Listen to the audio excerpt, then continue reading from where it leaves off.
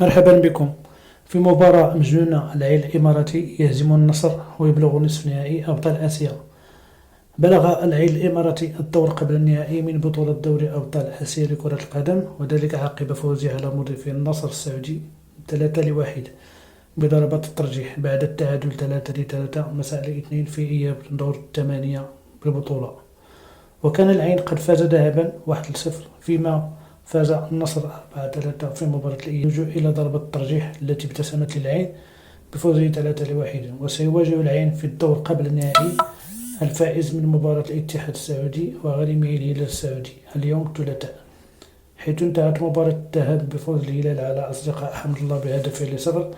للتذكير، عرفت مباراة النصر السعودي والعين الإماراتي تألق لاعبنا المغربي ولاعب الرجاء سابقا سفيان رحيمي، الذي سجل هدفين، الأول في الدقيقة 28 والثاني في الدقيقة الأخيرة من الشوط الأول. فرجة ممتعة.